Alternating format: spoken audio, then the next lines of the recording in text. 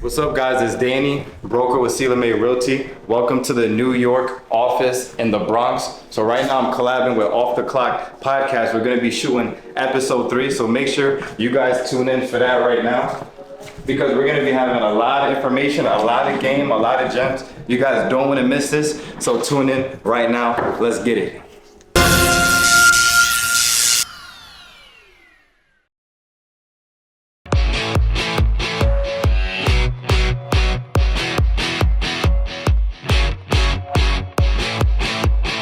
Start, ready? Ready? Yep, go. All right, guys, it's everybody. Welcome. We back after a little smooth 3 weeks. It's season 2, episode 3 of Off the Clock podcast. Today's conversation is about wealth. We kind of switched it up. We're gonna go into the real estate aspect of things. You know, it's not just the Instagram version of health or wealth. Fuck, y'all, let me start over. Instagram version of wealth, not the highlight reels, not the commission checks, not the luxury listings. We're talking about what it actually takes to build wealth in an industry where one decision can cost you thousands, where market shifts overnight, and where you don't just carry your own income. There's a difference between making money and then building something that lasts. Today, we got Danny here, a real estate broker, not just someone who closes deals, but someone who leads agents, manages risk, oversees transactions, and operates in one of the most emotionally intense industries there is. My guy, Danny. Yes, sir. Thanks for having me, man. Yeah, of course, brother, of course. It's an honor. So, Danny, we got Danny here, Meriden, born and raised. Once again, like I said, appreciate you, hopping on today, making some time. For those who don't know, we are actually at his New York spot. Do you kind of want to give a little aspect of where we're at, and location, kind of what the space is for? Yeah, so we're here in the Bronx, New York, on the east side. We're on East 133rd Street. So yeah, we got the real estate office here, the physical location where, if you're looking to come in, sit down, have a consultation to see what exactly you're looking for, the criteria, whether that's an apartment, a home to live in, or an investment, this is where this space is. This is where we can handle that at. So Of course. All right. So obviously, this is something different. We haven't yet to get somebody that is in the field of real estate for the podcast. So I feel like a lot of people are gonna be able to learn today. Fuck yeah. I feel like you got a lot of things to spill. And I hope everybody that's listening can marinate all these things. I know there's a bunch of people that have asked me like what's up with Danny? He's the real thing. Like, what's up with him? Because obviously there's only so much that people really see online. You know what I mean? Yeah. And not everybody could kind of go deeper on a superficial level than just superficial things. You know what I mean? Like, they want to know how can I do this other than just seeing the Instagram reel. You know what I mean? Yeah. So we're gonna try to see if we could ask some questions that you could give the people, and things that people could dissect and kind of be like, all right, like maybe I do want to get into either this field, or how can I go about purchasing real estate. So first things first, man. What got you into real estate? All right. So what got me into it was when I was working in the fire department. It's a great career and everything. The thing is, as I was working there, about a year into it, I was like, I wanted more. Like, I wanted to, be my own boss and just, create my own schedule and have more freedom. So as I was working there, even before I was working there, I would always hear people talk about real estate and the fact that you could purchase a multifamily, live in one unit and rent out to others, and technically live free or just pay a little bit to live there. So essentially what happened was, as I was working there, I was just stacking my money, right? And I was just searching up classes. I was searching up real estate classes. So I did that, searched up a class in West Hartford, and it was to be a real estate agent. So I did that, took the class. It was 5 weeks. After I took the test and I got licensed, what I did was I joined Keller Williams. I was making sales as I was working in the fire department. And then that's how, as I was making sales, I was like, dang, this is pretty lucrative. So I'm just gonna continue doing this. And I mean, that pretty much answers that. That's how I got into it. Was I just wanted more for myself, not just going into a job. So quick question here: Do you think one has to learn the aspect of embedding this career into their path, or is it something that just somebody's either born with the sales aspect of things, this and that, or can anybody do it or not, or what does it take? I believe that if a person wants to do it, they have to learn how to communicate. Of course. they have to learn communication and like people skills, basically, because you're dealing with people at the end of the day, whether it goes with any type of sales position, because it doesn't even have to be real estate. If you're whatever you're selling, even if it's a service, I mean, because technically being a real estate agent is you're selling a service, which is like yourself, because I mean, a person could just go buy a house themselves, but there's a reason why they're gonna use you. But yeah, so if somebody's looking to do it, I would say learn how to communicate and learn about the whatever you're selling, learn about that. Learn about that, and I would say you should purchase it yourself before you start selling, because then you could say, okay, I've experienced the product or owning the property, so this is why I'm telling you, or I would tell you, you know, this is why you should purchase it, and things like that.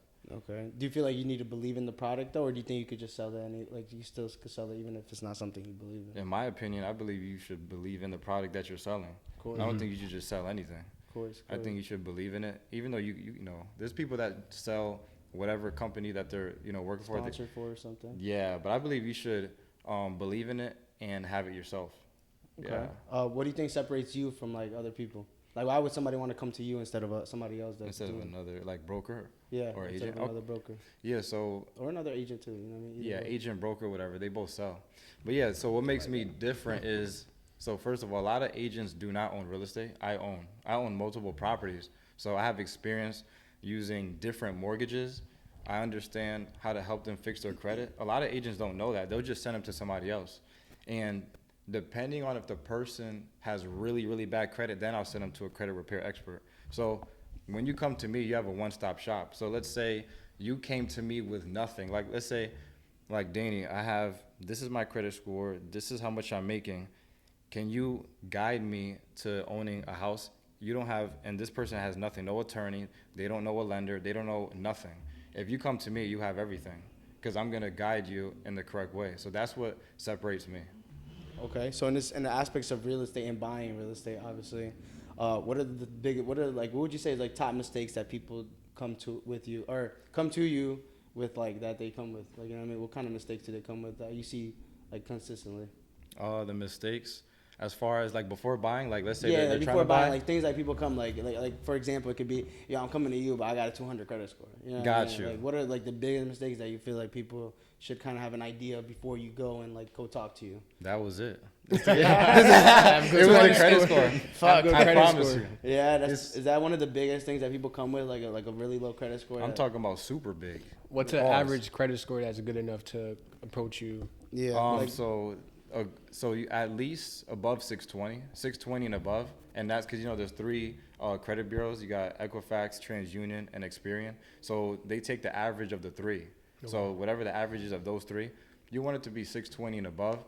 Although you can get with 580 and above, you can still get a house, but you really want it to be 620 and above for better terms. Like, you know what I mean? You know, better rate and better programs and things like that. So, but I'm not saying you can't come to me with a bad score, because we can still get that situated for you. But I'm telling you, this is the biggest problem ever. Like, every day, people keep coming to me with crazy credit scores. And they're like, oh, yeah, my mom put me on the utility bill and didn't pay it. Or I co-signed for my friend's car and they didn't pay it. It's like, bro, why you keep doing that? Yeah. So everybody needs to stop that, because it's crazy, bro. Like, why you're putting your credit in somebody else's hands. Yeah. They're not gonna, when it's time for you to get an apartment, they're not gonna back you for that. Mm-hmm. So that's the biggest problem. That people are getting screwed over. So co-signing and stuff. Yeah, you're co-signing on somebody. I'm about to go put my mom in the hell. My mom did that to me. She did, yeah. I mean, it's all fixed now for me. But like, it is. Yeah, she did that to me one time. He just got his car repoed last week. I was about to say. That house just got foreclosed. Yo, I was gonna say, yeah, so that's why you use your car to get up here. That's my car. That's my car. No, that's his whip. That's my car. All right, so in that aspect, obviously, like you just mentioned, people just be doing, like, you know, having really bad credit scores because they get into these type of situations. What would you say? Like, I think like one of the biggest aspects, and I think I was seeing online, was that the debt to income ratio of like people. Like, what would you say about that stuff? Like, let's say credit cards. Like, people, like, what's like some things you got to say about that? Oh yeah, the debt to income ratio. People that be like fucking using their credit cards up all the way, or this and that, whatever the case may be. Yeah. So for that, you're only supposed to use 30% of the limit. So for example, for easy numbers, if you have $1,000 credit card limit, you shouldn't be using more than $300 because that's 30%. And then let's just say you had to for whatever reason, you want to make sure you pay it down. Make sure that the balance is beneath $300 or 30% before the credit bureau reports it. You know what I mean? So basically, you just want to maintain under 30%, typically 10% unless it's better. So that right there is another thing because people max out their cards. Yeah. You know what I mean? You should only be using your credit cards if you have the money already or if you know you're about to get paid, because then you could just pay it right after. People be using it for, and I understand people have certain situations where you might have to use it, a life or death or something like that, I guess. Life or death is crazy. You might need to put food on the table. I don't know. Yeah, because right Yo, the here, mafia need money. I need to pull out my credit right card. here on CNBC it states that approximately 37 to 40% of U.S. credit card holders have either maxed out their cards or are close to doing so. So that gives you like a percentage of That's like almost 4 half. people. That's more, almost half. Yeah. So And what would happen if like you don't pay off your credit card at all? You just Oh yeah, if you don't pay it what happens is you're going to be paying a lot of interest every month. So let's say let's say you don't pay it off at all, but you make the minimum payments. Yeah. They're basically, your money's not going towards the principal, which means paying the actual debt that you have on the card, the balance. You're paying crazy interest, which they be like 20%, like 19, 20%, something crazy. yeah. So yeah, that's what happens. So with that being said, with people that obviously want to get a higher credit score, because right now that's one of the first questions that probably some people have is, yo, I want to go to Danny, but I don't know if I got a good enough credit score. So you just kind of gave a little small basis of like you need to have at least like a 640, or you said you could do 580, but you want to have something you want to have in good terms and good rates as well. Exactly. Something you said about 640 and up. Yeah, I was saying 620 and up. Yeah, but yeah, the 620 higher the better. Like Obviously, if you're at 680 and up, then you could go in the conventional loan realm, and that's another rabbit hole. But I'm just saying the higher, the more programs. So yeah. And when you mean conventional, is that Loan is realm. that is the same as like going commercial or It's or does not really, no, but so it's do you want to elaborate a little bit on that when you mean that? For Yeah. people that, because I'm sure there's some people that maybe have like a 750 credit score or 800 or 700, you know what I mean? So yeah. would you elaborate on what you mean by conventional? Yeah, so with conventional, let's say you have a 680 and up. You could purchase a property with a conventional loan, which is essentially what that is let's say it's a few things. When you use a conventional loan, you won't have to pay PMI once you reach 20% equity in the property. You could call the bank and say, hey, I reached, this amount of equity, and you could take off the PMI. PMI just means private mortgage insurance, which protects the bank. So you could take that off. With FHA, it stays on for the whole life of the loan that you have it. You have to keep paying that. And then also with conventional, when you purchase a property, they're more lenient to certain repairs that may need to get done. So with FHA, they are very strict if there's chipping paint, if there's mold, if there's a railing that needs to be put up, or if there's any type of something that may be hazardous or unsafe. If you use conventional, on the other hand, it's, like I said, it's more lenient. More leniency? It's more leniency, and you could purchase a property that may need a little more work. And it just gives you more. But they won't give you so much of a hassle? They won't give you so much of a hassle with that. This is all prior to before purchasing a house and looking into a house, correct? This is, let's say you're under contract. Yeah. Let's say you got pre-approved and you got pre-approved for a conventional mortgage, and we're out looking for houses. Once they accept your offer, you have to do an appraisal, which they come and they get the value of the house. But not only that, they also inspect it to see if there is any of those hazards that I mentioned, and that appraiser is more lenient with conventional versus FHA. Okay. So that's what it is. So realistically speaking, because obviously I want to attack the questions what I feel like people are gonna ask, or some people that are gonna be thinking in their head maybe want to ask. So realistically speaking, with how the market is currently at the moment, what is like let's say an annual salary that somebody needs to be making to even consider buying a house? Annual salary, you're gonna want to be made, and it depends on your debt to income. Of course, the rate, 100%. yeah. But just to make it a ballpark and easy for the people. Yeah. So something realistic, like somebody that's, what I mean, like I would guess like somebody that's making less. I'm just throwing a crazy number right now, like $20K a year. Like Yeah. it's not gonna be like, yo, I'm gonna go buy a house. Like they can't do that, obviously. Nah, it ain't gonna that's happen. Yeah, no, that's what I'm saying. Cause that's $1,000 a month. Yeah, imagine. No, yeah. wait, no, you said 20, right? Oh no, Yeah, I'm bugging. 20. I said 12. No, that's not 1,000. That's like what? 20 is How like much is that? like two. Nah, like need a 1. calculator. Like 1.8. Yeah, exactly. 1.8, yeah. So that's not gonna be enough because you gotta think about it. If you're making 20,000, what you call it, 20,000 a year, and that's what you said is around 1,800 or whatever. Yeah. I don't know Bro, what's you're- minimum wage is considered. Like now it's probably like 30 maybe. I don't know, but Minimum honestly, wage? Yeah, I don't know though, what with it minimum wage, I don't know if. Let's see. You got like 60, 70,000 a year. Yeah. Let me see. Sorry minimum about wage that. 60K. Nah, they ain't no way. Nah, it's 50K? not. It's No, not. hell no, it's not. It's like probably like, isn't it like 15 or something? 15K a year. No, $15 an hour. Yeah, I think it's around there. Yeah. Yeah, it's like 15 an hour, I think. I Yeah. remember So, working so then, those. so then we'll say. So then my what's bad. that a year? So, yeah. So look at this. So the federal. Oh wait, no. But that's. Let me just go with Connecticut, just so people can kind of have like a little rough reference. So that goes as of January 1st, 2026. The minimum wage in Connecticut is $16.94 per hour for a full-time employee working at a standard 40-hour work week. That includes 52 weeks a year. The annual pre-tax salary for a minimum wage job, guys. This is also pre-tax, by the way. So this is your gross is going to be $35,000. What? So No, you 30 ain't getting none with that. Yeah, so $35,000. No, it ain't So gonna you're happen. telling me you can't even get a house working a minimum wage job? Nah, No, you can't. Pretty much. You have to work like double job, right? Yeah. 2 jobs, So 2, 3 so jobs. with that being said, what do you feel like for somebody to be like, all right, like this is a step I can make, or I could even consider? What would be the like? Would you say is a good annual salary? Like we just mentioned, minimum wage worker that's working full time. That works obviously it's 40 hours a week is like around 35K 35. pre-tax. So probably after that it's probably gonna be like 28K, 26K. So what do you I don't feel like like? We'll go pre-tax though. We'll go I pre-tax. don't like that. Yeah. So what would you say it is? So I would say it's gonna be gross. I'd say around about Pre-tax.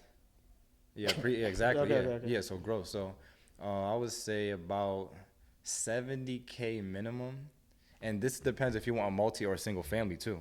It's Okay. like, what do you want? So I would say if someone's looking for a multifamily, man, you're gonna want to be making like 90K and up. I'm not saying you can't get away with 60 or 70, but some people are bougie. Some people want this, that, and a third. So it depends on what they're looking for. Yeah. You know what I mean? So yeah, so I would say minimum 70K just to make it. And that's aiming at what type of houses at what type of price range? Oh, that's aiming at. Let's and go you- single family for somebody that probably doesn't want to deal with a multifamily. Yeah. Okay. So let's say they want like your 3-bed, 2-bath, Yep. a single family house. So I'll say, and it's in a decent condition. Those are going for like 350 to 400, Of course. depending on what you're looking for. So you're gonna need to be making, and that's not bringing you no money because there's no other floors bringing rent. So yeah, and let's say you got a car payment. Yeah, you're gonna need to be making 6 figures. Six you're gonna figures? you're gonna need to be making like, yeah, it depends on your. It's hard to give a what you call it because it just depends on that person's debt and all Of that course, stuff. no, of course, and all understandable. that. Yeah, But if I'm they just got gonna, like a car payment, or yeah, they yeah, got or student student loans or some student shit. loans, Of of course. yes. So that's why my ballpark is gonna be like 100, around 100K. 100K. It's gonna be around 100K. If the person has like no debt, then you probably could get away with earning a little less. Okay. Yeah, I'm gonna say around that because that property, that single family is not bringing you no money. That's Yeah. why. Yeah, of course. A So single family. you saying it's smarter to buy a multifamily as I'll- of now? Yeah, I would say get a multifamily first, like sacrifice that. Because the thing is, when a dude comes through with his girl and then, you know what I mean, they're together, she wants the single family, but the dude wants the multi. I say get the multifamily first, like get like 2 of them and then get the single family after. Just to get the rev. Yeah, just to out of get it. the rent. Because don't you want to because I know she want to go on trips and I know you don't want all your money going to the house. Yeah. So if you get something that's bringing in some money to help supplement that, then you could go on more trips and have more freedom. So get the multi first. Multi first. Okay. Yeah. Multi first. Okay, I see. That's Yeah. definitely something I want to do is multi first. Right. Rent the other 2 floors. Exactly. I'm a plumber, so I do my own work. Yeah. so I don't That's gotta a hire plus. nobody. Yeah.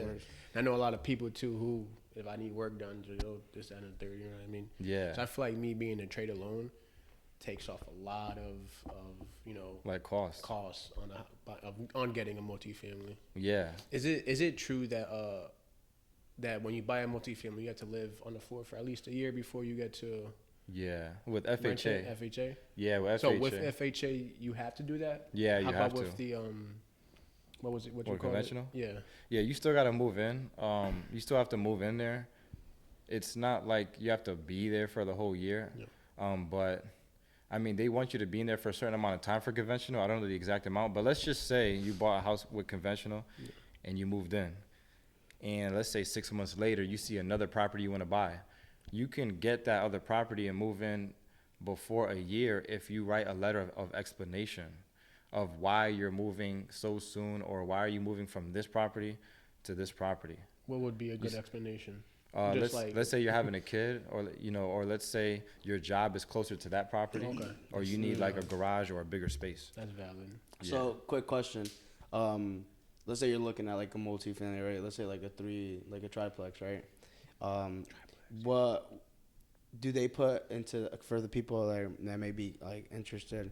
Do they put that as an income for you, as a consideration for those 2 floors already, or no? Yes. So they do. So then let's say somebody making, let's say 70K. So then are they implementing? So you're telling me that they're going to be implementing those 2 incomes already? Exactly. Even though you don't have the property yet, they still use that Implement projected as- income. As projected, okay. Yeah. Oh, so a house would be as an added income for you then. Yes. Yeah, so, really. So you could be making, let's say, 100K, but then obviously with those 2 floors, let's say it brings you Well, in. let's say it bring you in like what? Let's say like 15K Yeah, I'll probably bring. They use like 70% of the rent. of the rent. Yeah, So because let's they say- expect you to obviously Okay. be paying other stuff too, correct? Yeah. Okay, makes sense. So that's like something that people don't know. You know what I mean? Like that they put that into Yeah, consideration as well. Yeah, that helps. Yeah, okay. That's why rent's so fucking high right now. yeah. So what would you say right now, like with today's market? Like, is it a buyer's market or a seller's That's a market? good question. So right now it is 2026. still, in 2026, it's still, as of right now, it's still a seller's market, which, so if the people that don't know what that means properties are selling above the listed price. Of course. Yeah, so if it's selling above the listed price, it's a seller's market. And of course, there's some properties that sell lower than the listed price, but it just depends on the area, and it depends on the demand for that type of property. So there's a high demand for multi-families. I mean, still single families too, but man, these investors are going crazy over the multi-families. Cause I put in an offer for a multi-family in Hartford like about a couple of weeks ago, and I got outbidded on that, and I waived contingencies and all kinds of stuff. So when you say outbid, like people are bidding on these houses? Yeah, like as in they're placing an offer to purchase it, Yeah. and they had better terms, or they might have put in a higher offer. Yeah, than but me. you're not able to know what their offer is either, right? They're just No. kind of blindly throwing offers, and then you expect to have the higher offer, right? Exactly. I know one of the nurses at the hospital. I remember he was looking to buy a house, and I know he bid it 80K over asking price. Did he get it? Yeah, he got it. Yeah. Bro. Imagine, obviously, I would hope so, man. Who's asking bidding more than 80,000, bro? Which is Kiss fucking my crazy. But imagine that, though. You know what I mean? He said, did like he get it? Like, since they're doing That's it crazy. blind, because I remember my parents, because obviously they own their house, but I remember when they were looking, I think they got supposed. I don't know, like who even knows what the oh no they do. My bad, because they actually knew. Like I remember my parents were buying a house at foreclosure though, on foreclosure. Yeah. But I know when they bought their house, I think they put an offer on this house, and I think the people who ended up winning the bid only bet like 1,000 over. It was something. It was something like that. And obviously, and then they ended up buying, but it ended up working better for them because they ended up buying property that was much better, obviously. Yeah. But they bought they bought a duplex at like 70K. Oh damn! Yeah, and this 70K. was years. This was 2019, I think. Oh okay. Yeah, Oh 2019. Oh, they Still. came up. Yeah, They yeah. came How up much? crazy. How much is your house worth for now?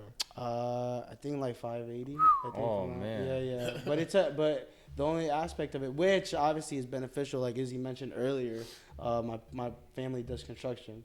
Oh, okay. So we were able to we renovated everything Yeah. because the house needed to do brand new everything.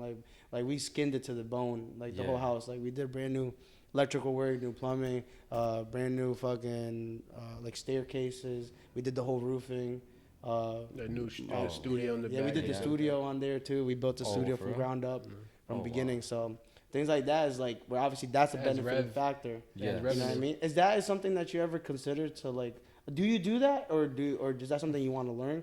I'm not sure. 'Cause I So- feel like you posted before that you posted clips of you doing like some type of like work, carpentry work or stuff. Yeah, like that. I mean, I would have. Well, I don't do it. Like, do you have a team? Yeah, oh, you have a Of team, guys. obviously. Yeah, I have a team of Like guys. Yeah. plumbers and Yeah. Has carpenters that ever and been shit? something Yes. that you're interested in doing? Like, do you feel like that's like a benefiting factor to save money, or is that kind of just like you don't know it, so it's like it's cool? So the reason why I would like to get my hands on stuff like that, but the reason why I don't is because I need to focus my energy and time Other things. into helping people get property, because I got to be on the computer, I got to be on the phones and stuff like that. So if I was to have put my hands into that, it would take time away from that. Yeah.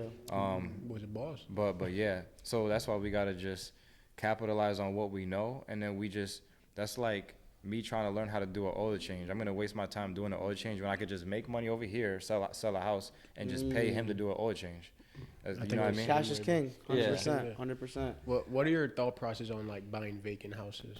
Yeah, like Oh, foreclosures and stuff like that. Like, you know what I mean? Oh, like What's your foreclosures? thought Yeah. process Like on that? houses that probably need like $50,000-$60,000 and put into it. You know what I mean? Yeah. Probably even more. Right. So yeah, my thoughts on that are you need to make sure you find a good deal. You know what I mean? I be out here looking for deals too, even for myself, and everybody's looking for a deal. So if you find something that needs work, then it doesn't even matter how much money it needs, because you could get loans for that. You could get hard money loans where they give you the money to purchase it and the money to fix it as well. Oh, shit. Yeah. So just real quick, if you have a property that is worth, let's say after everything is fixed, it'll be worth $500K, and you know the purchase price is $200, and you got to put $100K in. That's a fantastic deal.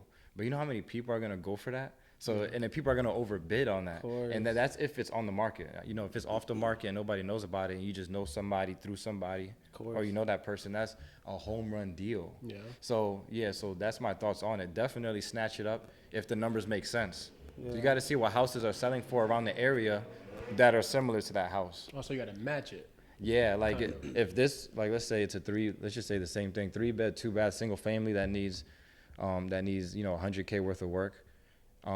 You have to look and see, okay, within about a square mile, 1 square mile of that neighborhood, 3-bed, 2-bath houses that are the same square footage. Look at how much they're selling for. Yeah, listen, how much are they selling for? Yeah. In a good condition. And let's say you're like, okay, they're selling for about 500K. Then that's a good deal. I'll take that. I'll buy that house right now for 250 and put 100K in. You know what I mean? Because And you're then making you're gonna, money at the end of the day. yeah, and then you're gonna make money. From a buyer's perspective, how much are like realtors like putting the price at? Are they putting it way too above it, or what? Like, what would you say? I would Let's say from a buyer's perspective, you know what I mean? Yeah, so they're putting it at most of these agents are putting it a little bit below. A little bit that they- below the actual price that they should be putting it at. Yeah, a little bit below market, because it's just a tactic that they do to bring in more buyers and overbid.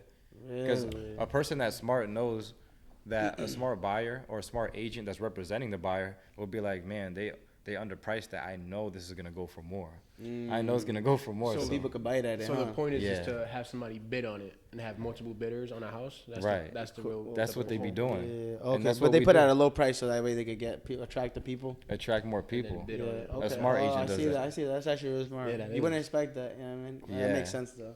Yeah, that's smart. I didn't Because know. Not all agents competition then comes. Yeah, basically. yeah. Right. For sure. Nothing better than Okay. competition, huh? Okay, I see. So vacant houses. Nah, For a nah, it's vacant. great. But is that anything that you've ever like wanted to get into or what? Like I buying do that's- that. Oh, were you talking about buying? Like buying those Vacant houses. let's say vacant or Yeah. let's say foreclosed houses. Like, is that something that I like? Let's say if I want to go for a house this year. Yeah. Do you Like, even you do you ever talk- recommend people doing that, Yeah. or do you only recommend because like you would say like a lot of like stuff like that, or just like would you say that's like businesses that are buying houses like that because they got the money to put up front? Because if I'm not wrong, to a certain degree, you don't get accepted for houses really like that, like financing it, right? Because there's so much work that they need done that they don't expect someone to be able to pay that. Correct? Or am I wrong? So to answer that, you can't go to a regular bank for that. Like, let's say a house needs work and you want to buy that and fix it up. You need to go to a hard money lender. That's what they call them, and they charge you a high interest for that because it's a higher risk. So they're gonna make money off of you from after you close on it. You know, they're gonna give you the funds. We're good. We okay. got that one. Okay, gotcha. Yeah. Yeah, so they're gonna give you the You got some good clips in there. they're gonna give you the money to purchase and to what you call it, do the work to it. But you need to go to hard money lenders for that. You're not gonna go to like a Wells Fargo or a TD Bank or a regular spot for that. So yeah, so the answer is gonna be yes. Only certain lenders do it to buy a house that needs work. Okay, I see that. But Yes. but at that point, you're not going with like obviously you wouldn't do FHA or none of that stuff. Nah, it's not gonna be FHA. And none of that stuff. That's right? like a rehab type of loan. Really? And as a matter of fact, they have a program called FHA 203K. That's a rehab loan. I didn't even mention that. Where if it needs work and you're a first-time home buyer, you could get that property and they'll give you the money for that. And you still put a low down payment. Yeah. What are some grants or what are some grants state offers that people don't know about? So there's a program called CHAFA, which is the Connecticut Housing Finance Authority, and basically, or administration isn't either or. But anyways, the whole point is they give you the funds for the down payment and closing costs. They do, right? So yeah, what it is, yeah. So they have that. They have a TTO program, which is time to own, where they give you the funds and you don't have to pay it back as long as you keep it for 10 years, because they forgive 1/10 per year. So basically, yeah, those are the programs that they have. So with the first one you mentioned, you said it covers closing costs and also what else? Down payment? Down payment, yeah. But then and then you're just starting to pay like what the mortgage would be, or what would the case scenario be in that sense? It would be, so even though they give you the money up front for that, you still have to make a monthly payment on that. So let's say, you know, your down payment is like 10K. Your down payment is 10K. And then what's the typical actual down payment though? Like if we're talking on a house, like let's say 450, 400. So let's say 400, let's go. Yeah, let's say 400. So 3.5% down for FHA. Okay. So whatever, with a calculator, 3.5% down to 400,000, whatever that number is your down payment. Okay, so then let's just for just so we can get that out there. Is it different with other like loans and stuff? Yeah, so like percentage rate? let's say you got conventional. Conventional, you could do 5%, but they also have 3% conventional. So they got 3% conventional, 3 point. So at a 3.5 would be, so a house that's worth 400,000 would be 14,000 for down payment. Got you. Yep. And so then on top of that would be the closing cost as well. Supposed to be closing costs, which typically closing costs? That's typically around. Closing costs consist of a few things, so it all depends. But let's just say it's gonna be around 12 to like 14K. It could be around 12K. Let's just say around 12,000 so for a house of like that. 28K total with closing costs and down payment. Exactly. Okay, It'll be around there. Okay, and then is this saying that anybody, like, do you just to get accepted for this grant? That's just anybody that just whatever state offers that, or is it just like you have to have some type of requirements? So the requirements are, you want to have you have to have a certain credit. So you want to be above that's where we go into. Okay. Yeah. So you want to have above the 620, and then also you can't make over a certain amount of money. I don't know that exact number, but I know you can't make like more than, I think it's like around 102,000, like 100 something thousand, because once you reach above that threshold, they're gonna be like, you got bread. Yeah. So yeah. So basically, you can't make too much, but you can't make too little either. I won't be qualified. Yeah.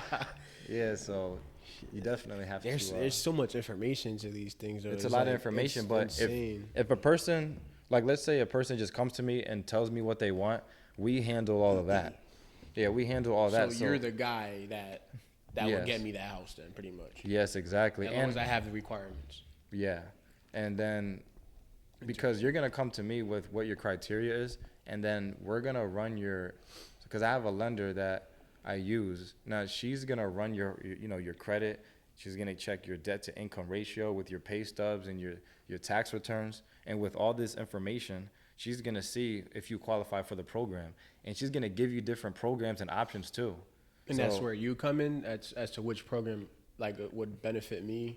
That's where the lender comes in. Okay. So yeah, so you come to me because my job is to get you the property that you're looking for, and then the lender that I work with is her job to let you know what you qualify for. Okay. Interesting. Yes. Okay. Oh, that's nice. Yeah. I'm gonna have to give you some paperwork. Yeah, let's go. That's my goal, man. I want to buy a house this year, dude. Yeah, we can Well, make it probably happen. within the next, be realistic, like next 2 years. You know what I mean? Yeah. Okay, so the number for here is for Connecticut, based on the CHFA data. 1 to 2 person household income limits often reach around 239,000. 239 for two Yeah. person. Okay. Yeah, for 2 persons or higher total annual household Two income. incomes. So then you wouldn't be able to qualify for that.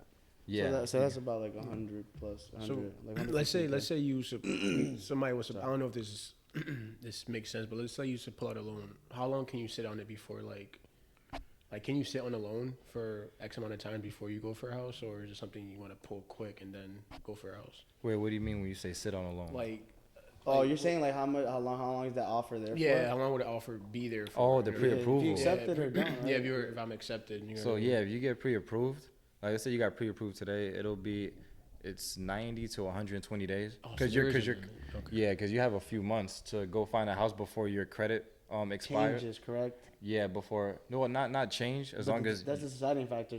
Like if somehow like your thing was to drop, then obviously now you get a different type of loan offer or what? oh yeah, if your credit drops, then they're gonna have to rerun it and see what you qualify for. Like as far as the So you got to programs. be on top of it quick. Then. Yeah, so if you get pre-approved, this is the thing that has to get explained to people. Once you know you're about to buy a house and your credit report gets ran, you're not supposed to go take out loans or go buy anything, any big purchases. Mm-hmm. You know what I mean? And you're not supposed to run your credit. You're not supposed to, because right now you're in the process of buying a house. Yeah. What's the most what would you say is like your best story that you've had for a client that you've had? Best Like story? something like best story in a sense where you would say like this was really like either emotional or this was very like motivational or whatever the case may be. Good question. Let's see. I would say so there was this couple that they were having a baby. So she was carrying a baby, and right when well, I'm gonna say this. So yeah, a couple came to me, and they were looking for a house. So we got them a house, and we closed on it, and I gave them the key, right? And she was basically like very, very happy and emotional about it, that she gave me the biggest hug ever. Because basically what happens is when someone purchases a house, that's like a life-changing thing, because that's the biggest purchase you're gonna make is buying a house. So I would say that, and helping my mother get a house as well. Amen. Yeah, because hell she, yeah, bro. just moving around from apartment to apartment and things like that. But now she has a nice, stable house, 4-bed, 2-bath with a big backyard and stuff like that. Amen. So brother. that, Hell yeah, bro. I would say that's like, That's big. That right there. One of alone your is top big. moments, you would say that's your top moments that you've been doing real estate yeah. for sure. That's But dope, bro. every Hell yeah. time you give somebody a key, how does that make you feel though? Oh Yeah. yeah. Every time I give someone the key, oh man, it's a great feeling, because there's a lot of people only see me post the closing, but throughout the time there was a process to it. Yeah, there was a whole process to it. We had to look. Sometimes it takes months to find somebody a house, bro. Yeah. So when you finally give them a key, I feel great. I feel like it's a big accomplishment, because that person's life has changed forever, and they have an asset, something that they're gonna live in, and something that's gonna go up in value. So if they ever need to pull money for whatever reason, they have a bank that they're literally living in. You know what I'm saying? Because each house is like a bank. That's another conversation we could talk about. Each house is like a bank that you could pull money from. So if what you anything. mean by that? Like So- each house is a bank. Yeah, each house is a bank, because it's an asset. So an asset is basically is something that holds value, something that puts money in your pocket, that's producing, right? So let's say you own a property, right? And you've had it for a few years, it's going up in value, and then you want to invest into something else, or you want to buy higher quality camera equipment or something like that. It doesn't matter what it is, or go on a vacation. Retired. Yo, what, me? No, just say retired. Like, Retired. if you I wanna thought say you- retired. I thought you said you're tired. I know. I thought you he said laughed though. He started laughing. No, bro, Start tired. sleeping. I was like, for real? No, I meant like retired. Like you're retired and you want to travel the world. You just How Yeah. many houses would it take for you to own for you to retire? It depends on how much each property is producing. Let's say you have a multifamily. Let's say it's A I don't even know, like multifamily. Like what's a typical multifamily producing? let's Say like just 18 to 22 or something, or what would you? let's say your typical multifamily right now that you get is producing you like 800 to 1,000 a month. So it depends on how much that person's bills are. So if that person has, let's say they got about $3,000 worth of bills per month, let's just say, you're going to need about 3 properties, I would say. It depends on what it's producing, but let's just say you need about 2 or 3 properties just to cover that itself.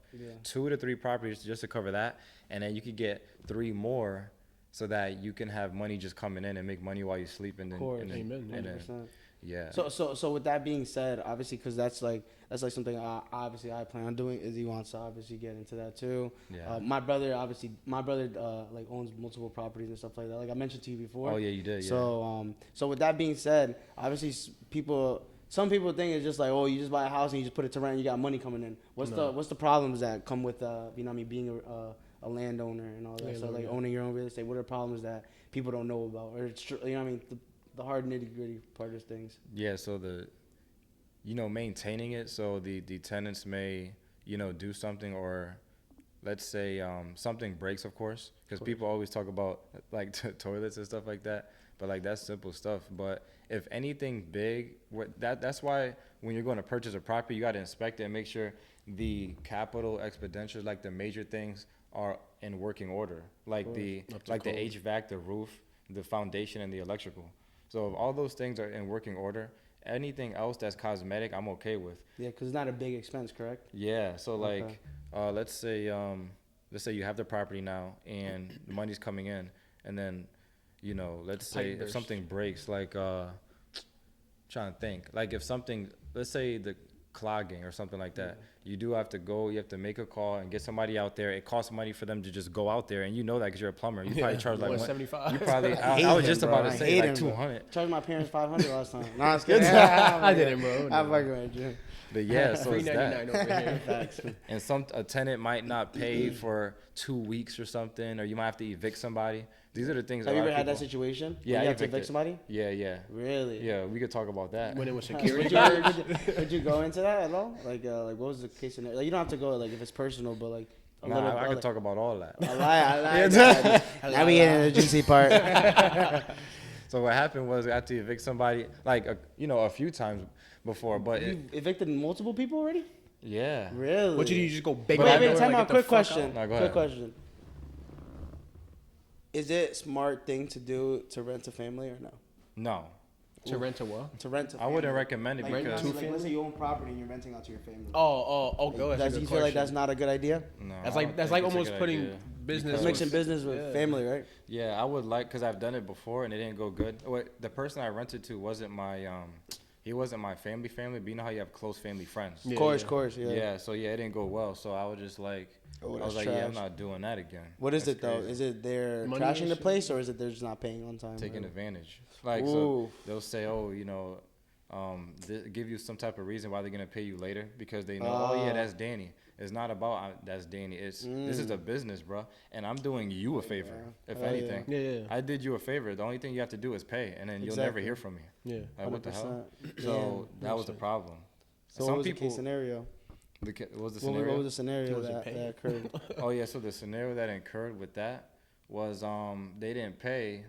They were taking mad long to pay, and I let it slide a couple times, them paying late, because I'm not crazy about it, because you have 10 days by law to pay. Pay your rent. Yeah, you have the 10 days, and after the 10th day, you got a late fee, and then I could evict you. So basically, that's what happened. He wasn't paying, and then I had to go through the eviction process, and he was just talking crazy, and then basically, and I was like, He yo, was talking girls on crazy. Facebook, but watch this. Yeah, he was talking shit. yeah, Nah, talking for crazy real? and trying to report me to the Department of Consumer Protection. What But the- I beat Really? I beat that case because I had them text messages. They asked me to show proof that He wasn't paying? That he wasn't paying, and I kicked him out because of that. Because he tried to say something. He tried to say I kicked him out. I forgot what the reason was, because this was a little while ago. Okay. Tried to say something to try to get my license in jeopardy. Oh, Really? Yeah, he tried to, yeah. Wait, but off so- of me doing, bro, Doing him a and he's a favor. criminal. Ah, So I'm talking about, bro, yeah, you so fucked why- up there. I could have told you that shit. I could have told you he's not to a rent to him. felon. I'm gonna rent to you. Yo, No, yeah, just fuck, I'm business not. man did a manslaughter and fucking and I'm like, larceny. yo, And like, committed fuck outta larceny. here. Like, bro, I'm doing you. I didn't even have to rent to you. I'm like, you know what? Because he's been coming to me for a while. He was coming to me for a minute, like, yo, you got anything and this and that. When something finally opened up, that was a nice studio. Everything included, everything. I gave him the what you call it, bro. The rent was mad low. How much? You can't find nothing for. It was around 600 or 700. Yeah, Bro, what the if you could fuck? find me Everything that, included. if you could find me that right now, I'd do it. Everything included. Yo, Find me that Six, right now. that's crazy, bro. that was the only thing I had. Do you that- also help people look for rental That shit in 2 properties? days. Yeah. Yeah. Okay. You mean like apartments and stuff? Yeah, apartments and shit. Yeah. They do? Oh, okay. I see. Damn, that's crazy, bro. Isn't that You be crazy? surprised if somebody can't pay that shit. It's kind of wild. That sucks, dude. Like, what the Nah, that's hell? trash. You got But one job. That, like you just said, some people pay. just like to take advantage, though, bro. Yes. You know what I mean? That's Not- the sad part. And too. I don't want to go through that process with someone that I know like that. Yeah. I'd rather do that to somebody that's I don't know because Yeah, now it's like fuck you. Yeah, nah, for real, though. Facts. What's the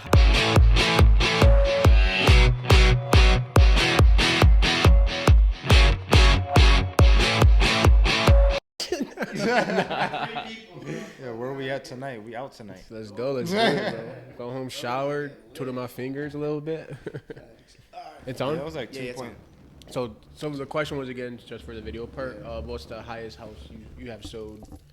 And he said 2.5 million. It was 2 point something. I have to look it up. Yeah. But just so you got, it was above 2 million, and it was because one of my agents had gotten that client, and technically he was the one that Snatched had. it from him. He was the, he was the one that had not. Let me add that Because shit. anytime the agents sell, it's the broker's deal still. Because anytime. Because the broker has to get paid and the agent? Yeah, because that commission check comes through my account, and I have to pay him a percent. I have to pay him. You forget he Any- a boss, bro. Yeah, no, brokers of course, he yeah, said of course, brokers of like the course. highest. It's the highest level. Yeah, the Nobody, highest nobody's level, above yeah, you. yeah. Nobody's above that. Bro's the FBI. The boss. Go ahead, though. Yeah. No, but he was that agent's killing it. He's out there. He did that, and then basically that commission was around. How much was that? Like 60 to 70K or something like that. Wow. I think it was like 60K. Congrats on that. Yeah. bro. That's people's like one salary for That's all what- year. that's all year Wow, salary, bro. Yeah, that's That's dope, bro. Hell insane. yeah, bro. And it happened like that, huh? Well, they was looking. Let me see. Probably just looking for like a few months, and then they Damn, found but that somebody it- to drop that much money, it's crazy. 2.0. Oh yeah, House. 2 point something. One of the doctors at the OR that I work at just finished buying a house in Vermont.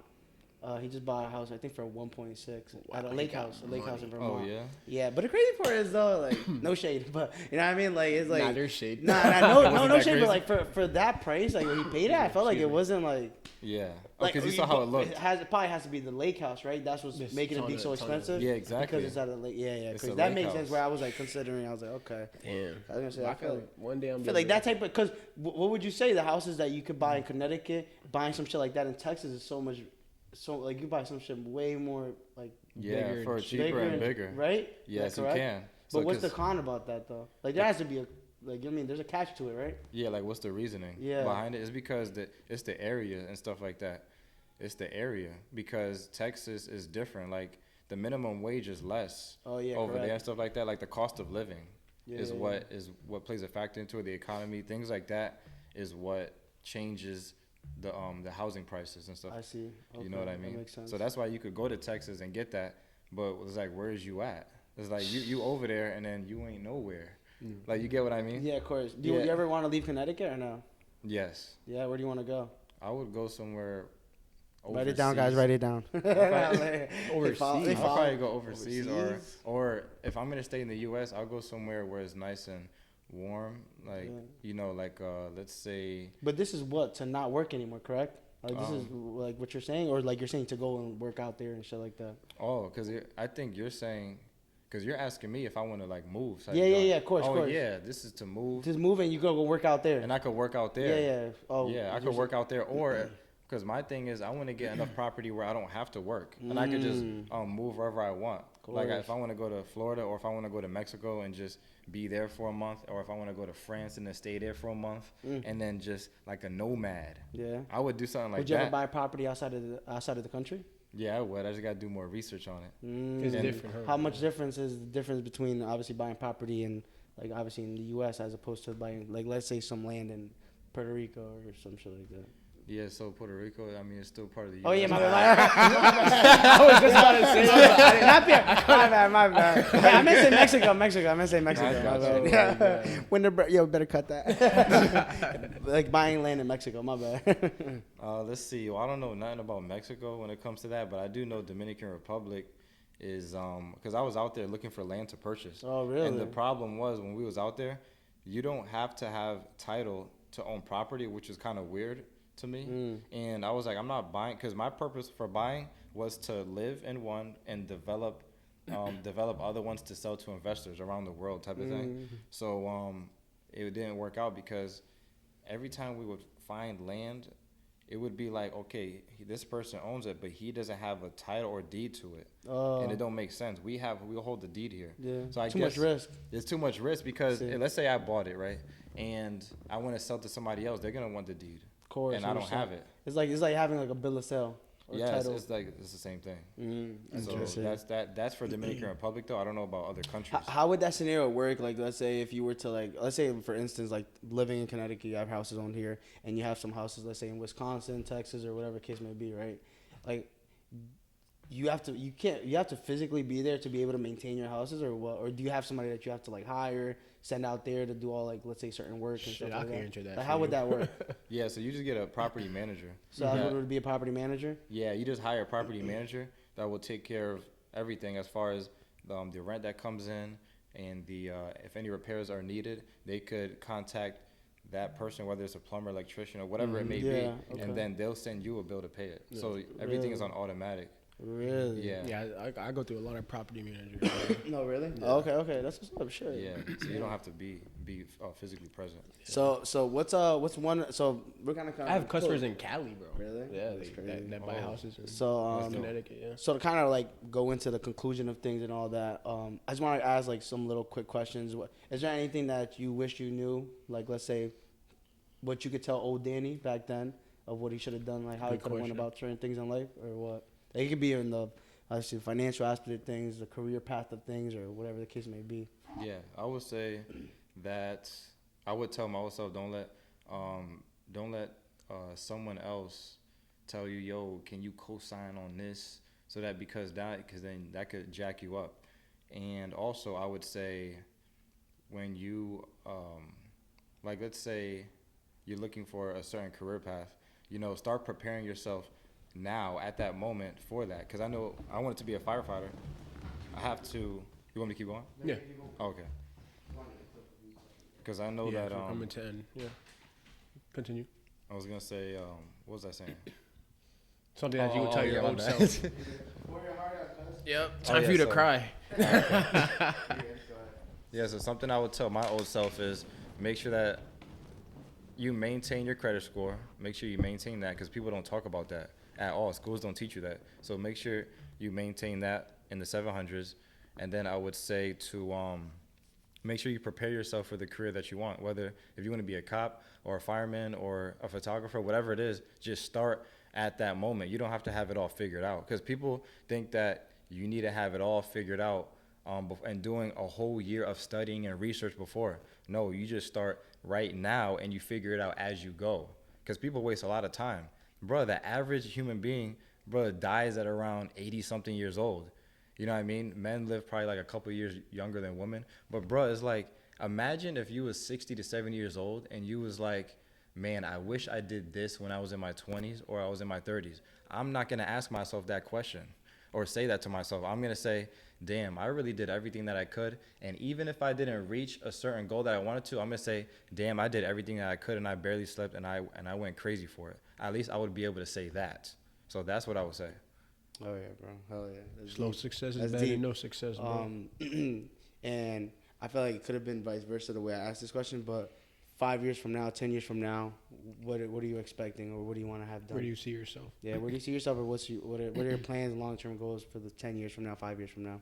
Yeah, so 5 to 10 years from now, I would say I see myself, making 6 figures monthly on a monthly basis, and and expanding the business to where my family or friends can actually work with me on, and then they could use that to branch off and do their own business. So that because we're we're all here to be a helping hand to the next person. There's no gatekeeping. There's none of that. So I just see more growth, more properties, more rental income and more passive income, because I want to make money online as well, like internet, while Yep. on these different platforms and stuff like YouTube and Of course. what you know what I mean. So that's where I see myself, just increasing the different streams of income and helping other individuals increase their their income as well and things like that. So, and also traveling the world. Oh yeah. Man. So Yes. traveling because I'm able to bring in that passive income that helps me do that. Of course, 100% financially and everything. We are exactly an hour in. Yeah, so Yeah, we're so we're wrapping up and everything. Yeah, no, yeah. Obviously you mentioned a lot of things. Obviously, do you want to give a little quick shout out to your business and how people can reach you out? Obviously CLMA, Realty. People want to reach out to him and anything. You could, you could give a little spill on how they could hit you up, and either if people want to work for you or if somebody wants to obviously look for a house or an apartment, how they can reach you and etc. Yeah, so for CLMA Realty, if you're looking for an apartment or if you're looking to purchase or sell your property, or even if you're looking to become an agent, or if you have questions on it and you had thoughts about it and you're like, dang, where do I start or how do I go about it, you can contact me at 203-479-0722. Also, the Instagram page is CLMA Realty, and then also my personal page is Real Estate Will Do It. That's on Instagram. And then our website is www.clmarealty.com. The best way is, just shoot me a DM or just call me or text me directly at the number that I just gave you, and we will go from there with it. Yes, sir. Yes, sir. Man, yo, D, it was a pleasure. Appreciate you. Thank you. I've gained you so much. It's a pleasure. I feel like a lot of people got a lot of Yeah. insight. Some people don't. You know what I mean? Yeah. I feel like had a lot of questions to come to you. And I feel like they got a lot of things answered here. A little more in depth of like the straightforward. You know what I mean? Like you let people know what you should be making or what kind of credit score should people have. Or what are problems that you come upon being a landowner? Yep. So I feel like you went into very much nitty gritty of things. This won't be the only episode we do with you, bro. Oh, I mean, yeah, 5 years bro. from now, we're gonna be in Aruba. Yeah. For sure, thank bro. you for inviting us to Yeah, New thank you for York. It was inviting our us, first bro. pod outside of Connecticut. Yes, outside of Connecticut. Yes, So it we was a appreciate pleasure, you. bro. I'm excited. No, Of course, yeah. of course. And thank you for having me on the podcast too. Corey, do you have any questions for us or anything? Before we cap things off. Let's see. No, I Get think that's- spicy. Wait, I'm fucking with you. I got one more thing. Oh, I got one more thing that I want to say real quick. Is that Look at the camera. Look at the camera. I got one more thing to say. I got one more thing to say real quick. There is a way, like let's say, because this is a gem right here, and I'm gonna end it from here. If you have a good credit score and you don't really have money like that, but you already have your business in mind, bro, there are a few institutions that you can go to that you don't have to show them proof of tax returns or how much money you're making, and you could go to them and get 25, 50, 75, up to like 100K of funds, and then you could take that money and put it into your business and flip that money. People don't know about this stuff. Like, let's say you're just like, dang, man, I have an idea, but I just don't have the money. Bro, you can open up certain institution bank accounts, build a relationship for a few months, ask them for 50K, and you get 50,000 in your bank tomorrow. But you have to talk to me directly about that, because I'm not going to give all that on here. Because You gotta pay for that exclusive. that's exclusive That's stuff. exclusive shit. You heard? $50.99 a book. I'm telling you, that's what people need to That's some understand. real shit though, Yeah, because bro. there's a lot of people sometimes I got an idea. Yeah. It may be like open up a clothing brand, a fucking protein business, or fucking whatever the case may be, mechanic shop. I don't know, whatever the case may be, but They need that it's extra dope though. cash. Some people, it's good to know that stuff. Though. Right. Bro. I Appreciate didn't know that. you. I'm about to try it. Yeah, nah. So y'all already know what it is, man. All right, My boy man. Danny here, Yes, sir. man. It's a pleasure, bro. Thank Signing you. off, yo. We'll see Mic y'all drop, in mic episode drop. 4. Mic drop. Let's get it.